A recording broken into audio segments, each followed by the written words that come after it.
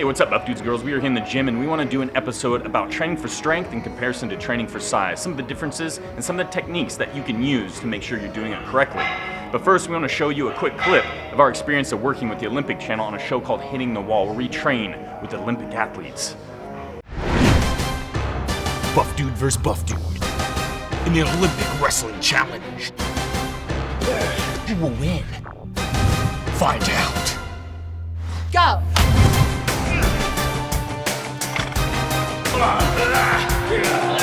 This is Hitting the Wall. Hey!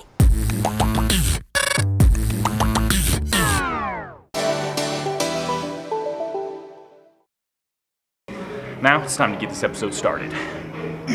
First thing you got to remember is nutrition. So nutrition is going to be number one. You know, if your nutrition's on point, then you know you're going to be doing it right. But also training is going to be on top of nutrition. But before training, you want to make sure about injury prevention and working with the Olympic athletes. That was one thing their coaches and also they always talk about. Number one thing is injury prevention, because you train really, really hard. You have a certain goal that you have in mind. If you get injured, you're immediately out for who knows how long, depending on what kind of injury. So injury prevention, most important thing when training in any kind of capacity, especially when you're going really heavy and really hard. So one thing you want to do is mobility. There's a lot of different mobility drills and exercises you can perform. Full squat, you can do the deep lunge position. There's also stretching as well, especially after your training, to make sure you're limber enough to continue to do the proper lifts in the right manner. But there's also myofascial release. So just imagine giving yourself a deep tissue massage, kind of making sure that fascia, basically the skin that's covering the muscle, doesn't get too tight and inhibit your movement. So one way you can help with that is foam rollers or even like a TheraBall to work at that knot. So it's really useful if you find yourself really tight in any kind of muscle to help loosen it up and feel better for your future lifts. But now you want to actually do the lift itself. Usually you're not going to typically just put on your max amount of weight and rep it out. You're going to do a warm-up set first, just to kind of feel it out, get in the proper positioning, make sure that your body's ready, because you know every day is going to be a little bit different. So put on a little bit lighter weight, do a warm-up set, kind of get your heart rate up, your blood pumping, and then slowly introduce more weight after that until you reach the weight that's actually required in your program. So we're just going to do 135 pounds here, kind of feel it out, do some pause reps and make sure you get in that proper position, and even opens you up a little bit more as almost a mobility thing too. So it's actually pretty beneficial going really light for the first set and then going from there.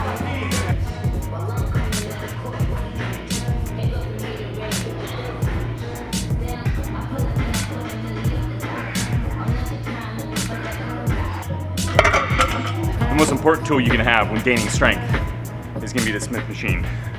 I mean, it's a kept secret that a lot of people don't know about.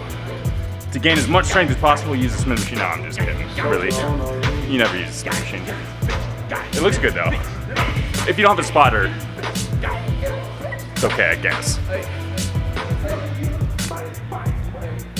Another thing, you want to do that? That's gym crime. You leave one plate on, you're like, yeah, fuck you. So you want to always include the big compound movements if you're trying to gain some serious strength.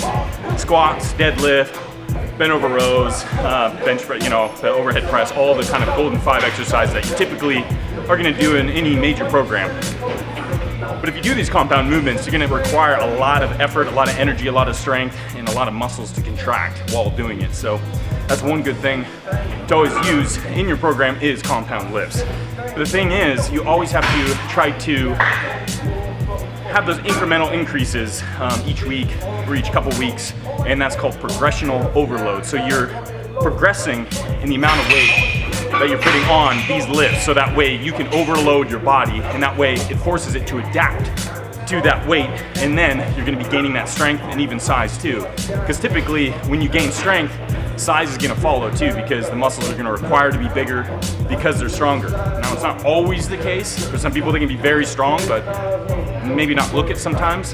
But usually if you're eating proper, if you're lifting heavy, then you're going to build some size too. So we have some deadlifts here.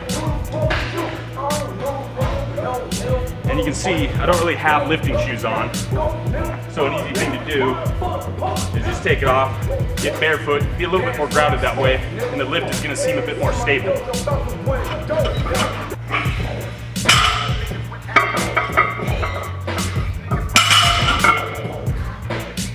What happens when you don't have collars on?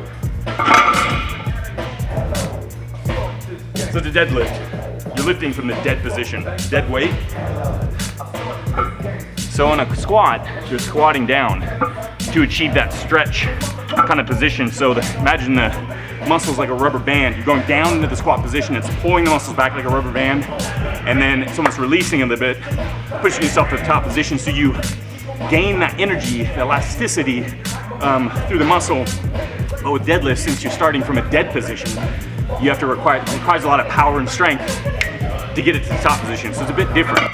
So speaking about progressional overload, where you're increasing the weight each week or every other week to make sure that you're getting the most out of a program, the best way is to, one, have a program that you actually follow that dictates the amount of sets, reps you do, so it's easy for you mentally to be able to go in the gym and you know exactly what you're gonna do by looking at the program and say, okay, this is gonna be 5 sets, 5 repetitions, but it's also your responsibility to make sure you track the weight. So let's say you start with 225 pounds, you get 5 repetitions, and it seems pretty easy. So that means you know you have to go up in weight. Every week trying to put maybe 2.5 pounds on, 5 pounds, so that way you're forcing that overload on the body, making sure you're pushing it to the limit so that way it's forced to grow in size and also strength too. You know, one thing is not everyone can go that heavy. Let's say you're dealing with any kind of injury, or maybe you're just starting out as a beginner. You're not necessarily gonna go that heavy. And a question could arise, it's kind of like that, training for strength versus training for size.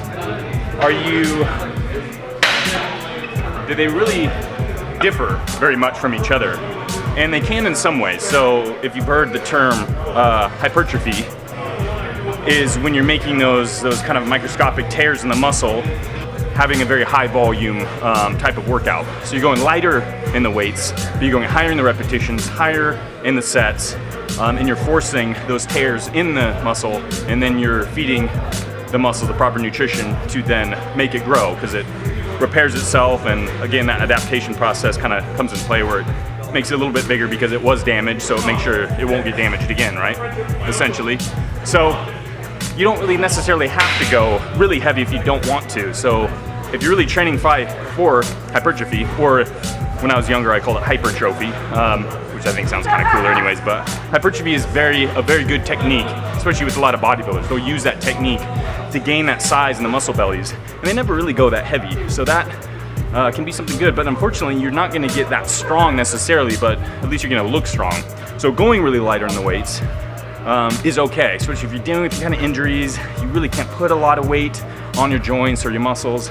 Don't worry about it too much. You can go lighter. You just still bring that same kind of intensity, the higher volume, really push, get that nice muscle connection, mind-muscle connection to really get that proper form and squeeze the muscle contraction, and you're still gonna get the full benefit of the lifts, but you might not be entering a strongman competition. You just wanna look good. So they definitely differ from one another, but thankfully you can still achieve the size in the muscles without going too heavy and really going for strength. There's another technique that a lot of people can use is time under tension. So let's say not a lot of weights on, you can go really slow repetitions. The muscle's under that tension for a longer duration, and it's gonna make the lift a lot more difficult. Nice and slow, bring it down. Eccentric contraction, touch, keep the tension, concentric contraction to the top. Nice and slow, down, nice and slow, up. Oh yeah, starts burning. I only do like 5-6 repetitions, but keeping that tension in there is really forcing that blood to really pump in there, contracts that muscle the whole time, and you can feel the benefit pretty quickly. There's also a lot of other techniques. There's drop sets, there's super sets. You know, there's different kind of things you can introduce, and techniques you can introduce into a program that's gonna help you achieve your goal that's necessary for what you have in mind, either your look or performance. Now, with working with Olympic athletes on the series Hitting the Wall, of course, they utilize a lot of exercises that are going to require and that use a lot of power. So you can see a lot of Olympic lifting. Let's say the power cleans, the snatch, the clean and jerk, things of that nature to really build that power. They got the box jumps and the sled pushes, anything to really kind of add that variety into their training, but also to build that power, to build that strength, so that way when they go into the specific sport, they're gonna be able to utilize that. So introducing some of these, the variety into your workouts that can focus on power and speed and things like that are gonna transfer into other lifts too. Let's say the deadlifts and squats, kind of the classic compound movement. So it's always good to switch things up, have variety in your training, and then just get the full benefit. Be strong, look strong, and you know, it's better than that. Usually if you want to train for strength, you're gonna be introducing the bigger compound movements. Squats, deadlifts, bench press, bent over rows, things of that nature. But the isolations do have their place in a program. If you want to pinpoint a certain muscle group, you're gonna introduce isolation exercises to help bring that muscle group up, either it be size or strength. Typically, it'll be a little bit more for hypertrophy-based stuff. You're not gonna go super heavy with an isolation exercise because it puts a lot of stress on a joint. So you can be a little bit higher in the repetitions, a little bit lighter in the weight. You can introduce a little bit of that hypertrophy in there. So you get those curls, you get the rope extensions, you get the lateral raises, the front raises, things of that nature, to really help target and pinpoint weak points.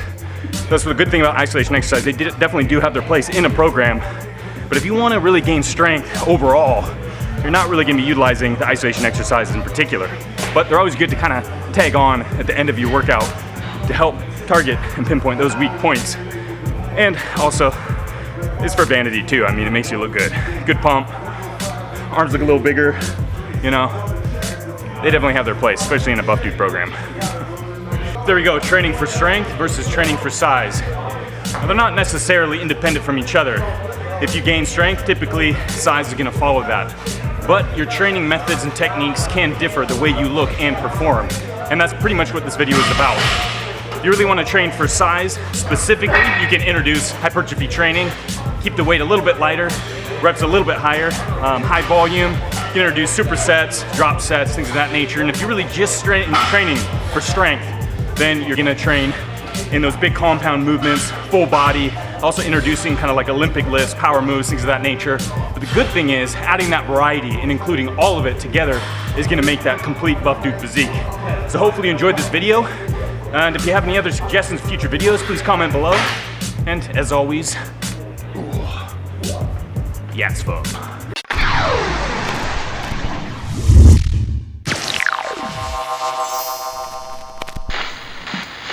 If you really want to gain that size, you're going to have to introduce this kind of training into your program.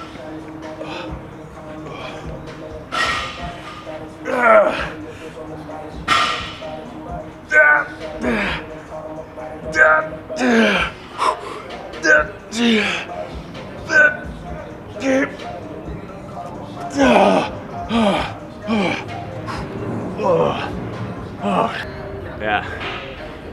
Find it on our website for $1,200. It's cheap. Yeah, it's like titanium or adamantium, that's what it is. Adamantium, it's indestructible. Only buff dudes can lift it. It might fool you, but I'm the only one in this gym that can actually lift this.